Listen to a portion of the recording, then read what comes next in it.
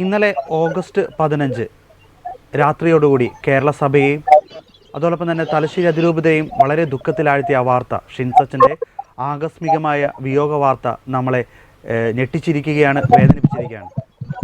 ഇന്ന് ഇപ്പോൾ ഷിൻസച്ചൻ്റെ ഇടവകയിൽ, സംഭവം നടന്ന ഇടവകയിൽ നിന്ന് കോർഡിനേറ്ററായ ജോസേട്ടൻ ഇപ്പോൾ നമ്മളോടൊപ്പം ചേരുകയാണ്. ചേട്ടാ, ഇന്നലെ രാവിലെ ഓഗസ്റ്റ് 15 നിങ്ങൾ പതാക ഉയർത്തി. വൈകുന്നേരം പതാക അഴിക്കുന്ന സമയത്താണ് വളരെ ദാരുണമായ, സങ്കടകരമായ ഒരു സംഭവം നടക്കുന്നത്. എന്തായിരുന്നു ഇന്നലെ രാത്രി, എന്തായിരുന്നു അവിടെ അങ്ങനെ ഒരു സംഭവത്തിലേക്ക് എത്തിച്ചത്?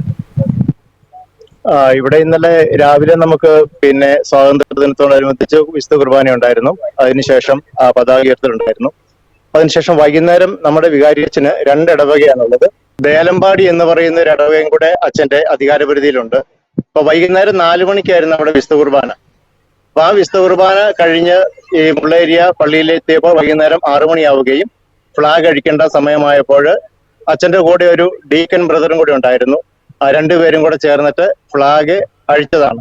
അപ്പൊ ഫ്ലാഗ് അഴിച്ച സമയത്ത് ഈ ഫ്ലാഗ് പോസ്റ്റിന്റെ മുകളിൽ ഈ ഫ്ലാഗ് കുരുങ്ങി കഴിഞ്ഞപ്പോൾ അവരത് അഴിക്കാനുള്ള ശ്രമത്തില് ഈ ഫ്ലാഗ് പോസ്റ്റ് ആട്ടുകയും ആട്ടിയതിന്റെ ഫലമായിട്ട് ഈ കുരുങ്ങിയ ഫ്ലാഗ് താഴെ എത്തുകയും ചെയ്തു. പക്ഷെ ആട്ടിയതിന്റെ ഫലമായിട്ട് ഫ്ലാഗ് പോസ്റ്റിന്റെ ബലക്ഷയം സംഭവിച്ചു എന്ന് പറഞ്ഞാൽ അത് മണ്ണിൽ നിന്ന് ഇളകി കഴിഞ്ഞപ്പോൾ അവരെന്നാ പിന്നെ അത് ഊരാം എന്ന് വിചാരിച്ച് 2 പേരും കൂടെ അത് വലിച്ചു വരികയും ആ സമയത്ത് ഊരിയ സമയത്ത് ബാലൻസ് തെറ്റി തൊട്ട് മുകളിൽ പോടെ പോവുകയായിരുന്ന HT ലൈനിൽ ടച്ച് ചെയ്യുവാണ് ഉണ്ടായത്. ഇതാണ് ഇന്നലെ സംഭവിച്ചത്.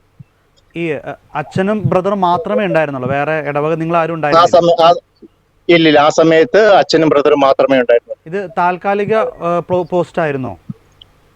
അല്ല, ഫ്ലാഗ് പോസ്റ്റ് അവിടെ കുഴിച്ചിട്ടിട്ട് 8-10 വർഷമായത്. ഇതുവരെ അത് ഊരേണ്ട ഒരു അവസ്ഥ വന്നിട്ടില്ല.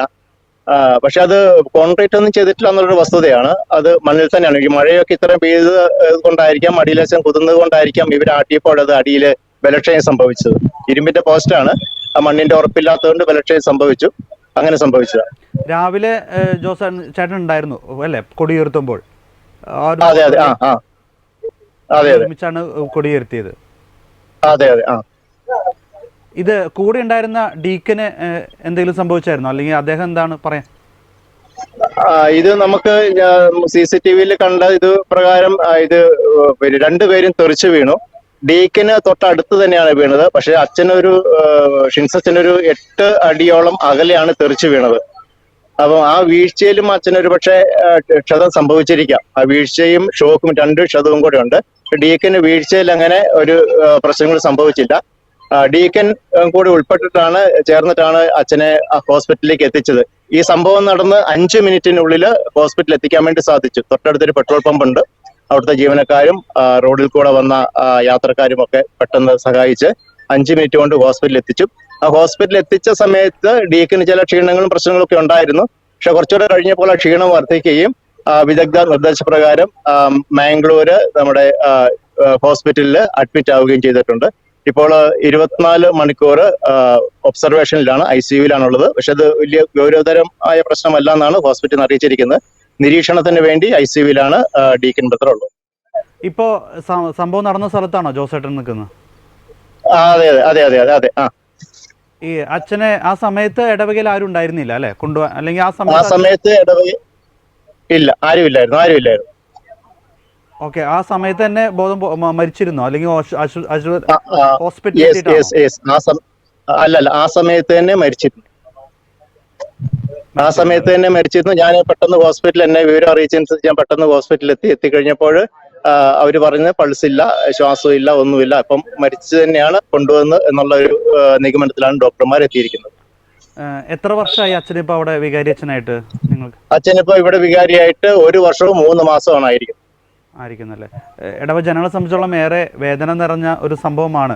കേരള സഭയും കേരളം മുഴുവനും, ഈ കേട്ടവരെല്ലാം വളരെയധികം സങ്കടത്തോടെയാണ് ഈ ഒരു നിമിഷം കടന്നു പോകുന്നതും. ഇടവ ജനങ്ങളുടെ അവസ്ഥ ഇപ്പോൾ എങ്ങനെയാണ്? തീർച്ചയായിട്ടും നമ്മുടെ കമ്മ്യൂണിറ്റിക്ക് ഇവിടെ അംഗസംഖ്യ കുറവാണ്. പക്ഷെ അച്ഛൻ അതൊന്നും വകവെക്കാതെ സമൂഹത്തിലേക്ക് ഇറങ്ങി എല്ലാവരെയും, സംസാരിക്കുന്ന എല്ലാവരെയും സുഹൃത്തുക്കളാക്കിക്കൊണ്ടുള്ള ഒരു സമീപനമാണ് അച്ഛന്റെ. അതുകൊണ്ട് നാട്ടുകാർക്ക് മൊത്തം വളരെ പ്രിയപ്പെട്ടവനായിരുന്നു. ജാതി മത ഭേദമന്യേ ടൗണിലൊക്കെ നടക്കുന്ന ഏത് പരിപാടിയിലും അച്ഛനെ ചീഫ് ഗസ്റ്റ് ആയിട്ട് അവർ ക്ഷണിച്ചിരുന്നത്. കാരണം അത്രത്തോളം ജനങ്ങളുമായിട്ട് ഇടപഴകി ജീവിച്ചിരുന്ന ഒരു മനുഷ്യനായിരുന്നു. ഈ ഒരു നാടിനെ പറ്റി, ഈ ഇടവകയെ പറ്റി ഒത്തിരി വലിയ സ്വപ്നങ്ങളൊക്കെ ഉള്ള ഒരു മനുഷ്യനായിരുന്നു. അദ്ദേഹം പഠിക്കുന്നുമുണ്ട് അതിനിടയ്ക്ക്. ഇപ്പൊ MSW സെക്കൻഡ് ഇയർ ചെയ്തുകൊണ്ടിരിക്കുകയാണ്. കർണാടകത്തിലെ പുത്തൂർ എന്ന് പറയുന്ന സ്ഥലത്ത് സെന്റ് ഫിലോമിന കോളേജിലെ MSW സെക്കൻഡ് ഇയർ വിദ്യാർത്ഥിയുമാണ് അച്ഛൻ. ഓക്കെ, എന്തായാലും ചേട്ടാ വളരെ നന്ദി. അച്ഛൻ്റെ മൃതശരീരം പള്ളിയിലേക്ക് കൊണ്ടുവരുന്നില്ലെന്ന് തോന്നുന്നു, ഇടവക പള്ളിയിലേക്ക് അല്ലേ? അതെ, അതെന്താന്ന് ചോദിച്ചു കഴിഞ്ഞാൽ പിന്നെ അച്ഛന്റെ സ്വന്തം നാടെന്ന് പറയുന്ന ഇരിട്ടിക്ക് അടുത്ത എടൂരാണ്. അപ്പൊ ഇവിടെ വന്നിട്ട് വീണ്ടും പോസ്റ്റ്മോർട്ടം ചെയ്തതിന് ശേഷം ഇവിടെ വന്നിട്ട് വീണ്ടും കൊണ്ടുപോകുക എന്നുള്ളത് കുറച്ച് റിസ്ക് ആയതുകൊണ്ട് ഡയറക്റ്റ് ആയിട്ട് ഇപ്പം അങ്ങോട്ട് കരുവഞ്ചാല് സെന്റ് ജോസഫ് ഹോസ്പിറ്റലിന്റെ മോർച്ചറിയിലാണ് ഇപ്പം മൃതദേഹമുള്ളത്. നാളെ രാവിലെ 10 മണിക്കാണ് മൃതസംസ്കാരം എടൂര് സെന്റ് മേരീസ് ഫൊറോന പള്ളിയിൽ. ഓക്കെ, വളരെയധികം നന്ദി ചേട്ടാ, ഞങ്ങളോടൊപ്പം ഇപ്പോൾ ചേർന്നതിനും വിവരങ്ങൾ ഞങ്ങളുമായി പങ്കുവച്ചതിനും.